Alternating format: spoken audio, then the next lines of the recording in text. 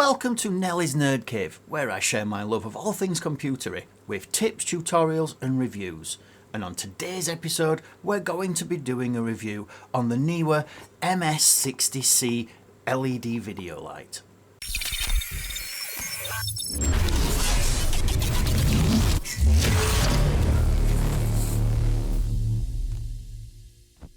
Welcome to today's video, and if you've not seen me before, welcome to the Nerd Cave. I'm Neil and I love all things tech, and since starting my channel I've upgraded plenty of my filming equipment, and today I thought I'd share my views on some of the lighting that I've bought over the past few months. I wanted to start with a review of this, the Neewer MS60C. This I bought for my studio, and if you've seen my studio tour on one of my shorts, you'll know that I have a very small space to film in.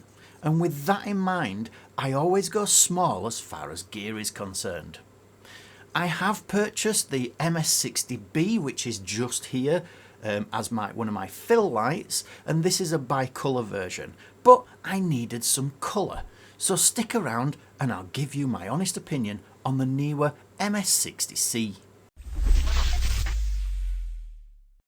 Okay, let's talk about this light. It's extremely compact. It's 65 watts for the LEDs, which are here in the middle, and it's bicolour on the white side, so you have some warm and you have cool beads in there, and also you have your RGB. With this particular light, you get this giant power brick, okay, but you also get a battery plate where you can use the Sony NP type batteries. It comes with this wonderful pistol grip, which has this great V-mounting section right on the front here. And this is also where the battery plate sits, because it has a V-mount bracket. So with this, we can add this to our light, because at the bottom it has a standard mount for tripods, and it just easily screws in just like that. For this you can get the NP and V-mount batteries, but these are sold completely separately, but you can generally get generic ones from most reputable stores on Amazon pretty cheaply, and I think that's pretty good. When it comes to this particular light, it even comes with this little cable, and this little cable literally fits in right here on the top of the battery plate and then into the back of your video light just here. That then allows you to use it as battery powered. The handle also doubles as somewhere to mount it onto a tripod if you wish. In addition to the power options, it has full 90 degrees of articulation on the pistol grip, which is really good. Say 90, it's more 180, and it does come with this weird mini Bowens mount on the front. So we all know we use standard Bowens mounts within most things, which is the twist to lock. This one comes with a mini Bowens. It also comes with a mini reflector, very easy to install and very versatile. Now, if you do want to add a full-size Bowens, it comes with this adapter, and you use this adapter ring on there, which takes it from the mini Bowens to a full size. Now, for a lot of the things that you may need the full size one. It's really pretty cool. So to turn this thing on and off, plug in some power. What we have on the back is we have an on-off button. You just hold it down, it jumps straight in, and what we'll get when you first switch this light on is you will get the CCT mode, which is in this particular thing here, and I'm not going to be lit very well at all. So you got CCT mode. This one changes the brightness of that particular light, and let me turn it right down so that you can still see me and I'm not blown out. This knob here on the right changes the color temperature, so you can go all the way through the different color temperatures, and you can also get the different tints, and it goes through all the warm colours all the way up to full daylight. By clicking the button here, you also get a tint of green or magenta, but having the bicolour as well is great because you can match your scene. If it's a cloudy day outside, you can make the colour temperature cooler. If it's closer to golden hour, you could spin it all the way right down and you can go to something nice and warm, he says, looking at the funny green colours. Yep, so you can go to something nice and warm and it will be able to light just like a normal everyday video light that you will use. It's really simple to use. Then what you can do is you can use the left hand button, sorry, to be able to use the different modes. So if I wanted to go something else, I can click on this. It would then literally go into your HSI mode. Now at the moment, HSI mode is set to nothing, so I'll turn it up a little bit. And you see that we get a little bit of colour there. On the right hand knob, you go through your 360 degrees of colour and you can see that the light changes in the background as the colours work through. I will say that this setup on the back is really super simple to use, but using the app for this particular device makes it so much better. Again, when you click through, you've got RGBWW, and what this does is it allows you to be able to add some white to that so that then you can really get to that perfect colour that you're after. The basic idea and operation for this is brilliant, but let's have a look at the app. Now I've already downloaded the Neewer app as I have other lights that I use, so you're going to see a few on here, but it can be downloaded from all app stores, Google Play, Apple Store, whatever you're using. So within here, when you get this app, what you'll get is you'll see the light appear and it appears right in front of you. Now if it doesn't light up and it doesn't appear in the app, you do have a button on the back that is labelled with like an infinity sign and then a 2.5 button on the back. If you don't see the infinity sign on the OLED display, you can't connect to it using Bluetooth. So you have to make sure that that is there. Then what happens is it appears on the screen. When you get into the actual light itself, what you'll see is you will see that you have a series of tabs across the top.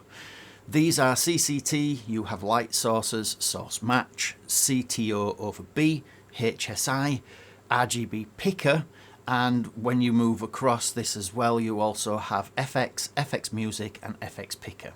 So let's have a brief rundown of each one of these things then, shall we?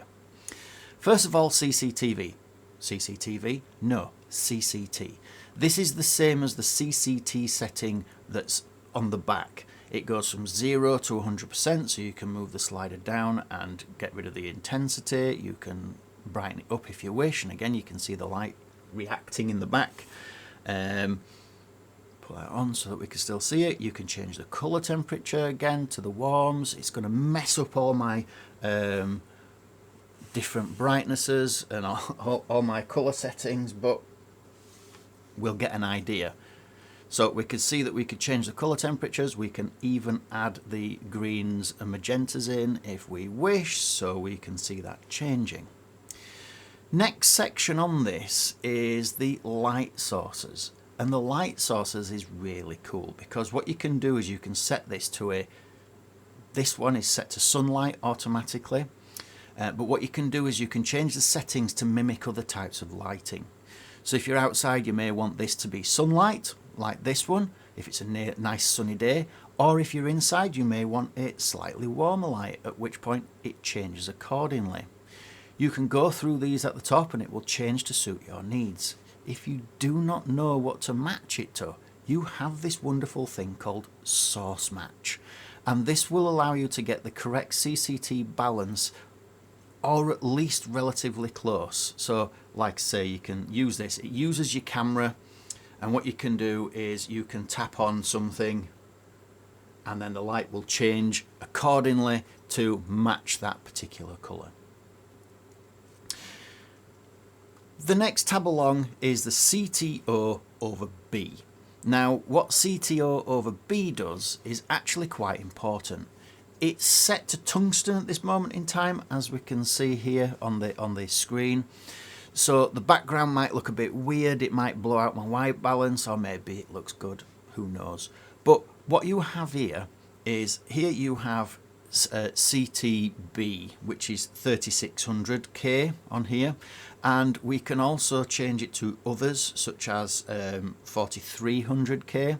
And what CTB and CTO do is they allow you to let's say you're shooting at golden hour and you know the sun at golden hour tends to be pretty warm. You can then change this to a nice steady 3200K, for example, and it will change that around. The cool thing about the CTB filter is it can change your source. So in this case, the wall is the subject of the matching, and you can match the exact same color temperature as the scene that you're filming. So let's say it was an overcast day and it was super cool. You might want to make it look cool by changing the CTO to a higher temperature, like 5600, for example. You can see it's got really bright, and it will do that really well. The next tab along is your HSI, and as you can see, we've gone to green. They have some really good primary colours like your red, we have your greens, we have blues there as well. But what you also have is you have this wonderful colour wheel. And what this does, it lets you drag and fine tune a particular colour. You can then lock that colour in, and that's the colour that's going to stay on your RGB palette until you decide to change it. Okay? So this is really good for dialing in that particular colour that you wish. You can go to a set of sliders, and you can use the sliders to change that hue and saturation and be able to get those different colours that you wish again. But I quite like the colour wheel that's displayed here. You can add favourites to that as well so that you can see all these different things. Now next to HSI you have RGB. And RGB has these simple 3 sliders. So if I move the top slider, which is red, and I move this all the way to the right, I get all the pixels turned to red. If I move it all the way back down to the other side, I've basically turned all the pixels off. And now all we have is the green and blue. Now if I cut the green out, I just get blue, which is, again, it's really good. It's absolutely fantastic to be able to have this type of granular control with a particular light that you might need and require. Next up, we've got Picker, and with Picker, this uses your camera to take a shot of a colour, and then it will match the light to that particular colour. So for example, if I take this cloth, which is pretty washed out and blown out because of all the lighting, but it's green. If I take this cloth and I take a picture of that particular colour, you should see that the light changes to roughly the same colour green. And it's brilliant for being able to match things to different colours. So I could match my colours to the blue tiles on my wall. That's the blue that it's picked up and matched up to the tiles on my wall. Really, really useful, especially if you're having difficulty matching a colour. The next tab along is RGBCW.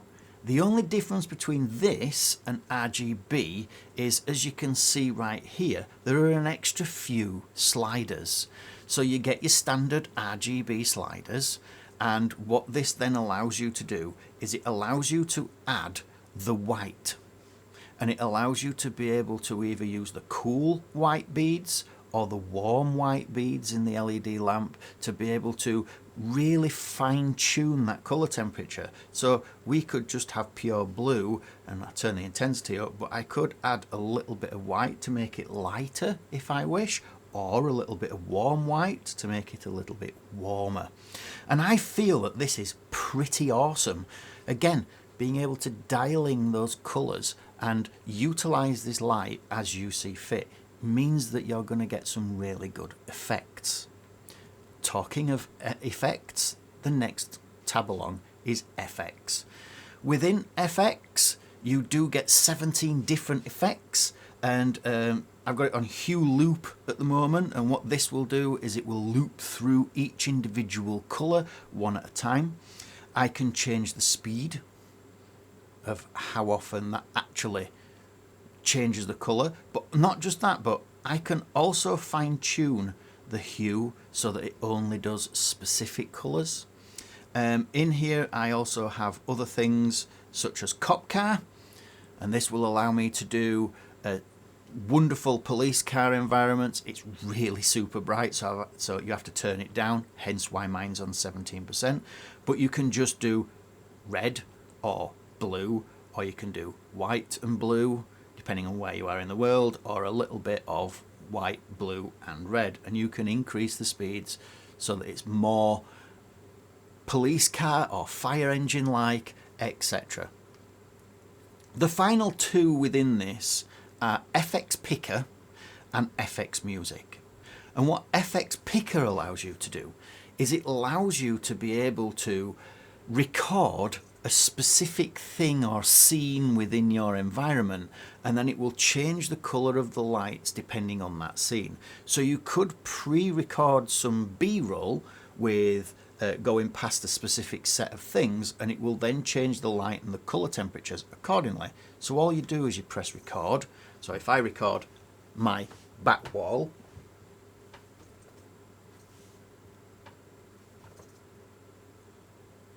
hopefully we'll see that we get some colour change once we press play.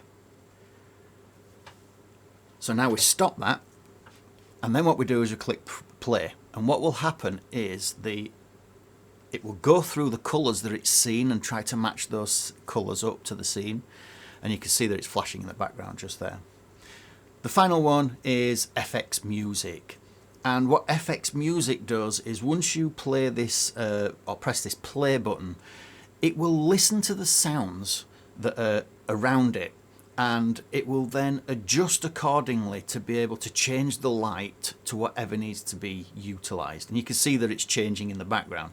But what we've got here is we've got a HSI setting on here as well, so we can go into the HSI setting. If I press pause, if I go into the HSI setting, I can change the frequencies that it changes to. I can change the particular colours on the hue saturation scale. I can change the saturation itself. I can change whether it's HSI or CCT, or whether it's a single point. Once I've done that, I literally click play. It listens to the sounds around it and it displays colours accordingly. So that is all the settings of this particular thing. So with this wonderful light, who should buy it? And I think really it's videographers who need to be quite portable, because it is very, very small. Let me just switch this off. It's really, really small. It's very, very light, and it's very, very compact. But also I feel like it's someone like me who has a very small room for filming in. Either way, this gets the job done, and it gives you those bi-colour looks that you really need. Plus, it can adjust to different colour temperatures. And then if you find yourself needing to do special effects, you've then got the RGB. If you need to colour match something really quick, you can use the colour match section. It's absolutely perfect for all your needs. Now, the positives of this M60C is obviously it's really, really light. It's only 1.5 pounds in weight, and it comes in at a price of about £140. If you go to Amazon, they regularly do this for like £11 off. I managed to get this on a Prime Day deal at 117, but it's more like 130 normally. It's incredible value considering it's a 60-watt light. It's super compact. It can run off batteries off the front, which is absolutely fantastic. And this is really a good thing for this light. The light doesn't really put out too much heat, so you can move it around without worry of burning yourself. And it's really, really, like I say, portable and fantastic. The final thing is that in here is a little fan, and it's absolutely whisper quiet and you can hardly hear it. Now, the cons of this. There aren't many cons that I've got. Despite the fact that it does come with a carrying case, I will say that I doubt that this would last more than a year or two. Looking at the foam that's in it, it's quite soft, really weird, and feels very fragile. And it was kind of just all jumbled up in the packaging, and it fell out of the bag really easy, and things didn't really stay in place when I put things away. And that leads me to one of the other cons, which is I don't really feel like this light's little mini Bowens mount is really that good. I think having this adapter and having to, especially if you're not using things like this all the time, having to use this adapter all the time is not very good. Maybe they could have redesigned this so that effectively it includes the full-size Bowens mount. Then you just need to modify the modifier to make it slightly larger so it fits. This makes storage in that case a little bit complicated, because when you put the light into the case, you have to detach the Bowens mount adapter to put the adapter into a separate storage spot with the reflector. And if they'd have just made it so that this was permanently attached and they cut the foam properly, they could have reduced the size of the actual bag that they used within this. It's not a big thing, but you know, it could be something that could be improved. So I find that this light is going to be really useful. As far as the cons, the pros far outweigh these. And like I said, for about £140, £130, the price of this seems to fluctuate on Amazon, and I feel like it's a fantastic buy. And I say buy with confidence if you're looking for a compact CCT, very well made and robust piece of equipment that also gives you RGB. The reason why I'm using this particular light, yes, it looks like behind me I have a colour accent, but this light, it's a cheap spotlight. It's not very colour accurate and makes a whiny noise that really annoys me when I'm filming. So I want to replace that with a proper video light. Give me some accent light. Should be able to then add a optical snoot to this to be able to give me some more interest in the background and things like that. So with that, that's a wrap for today's episode. And I hope you found this really informative and you've learnt something. And if you have, don't forget to like, subscribe and hit the notification bell for more nerdy content. And until next time, stay curious and keep exploring the world of tech. Bye for now.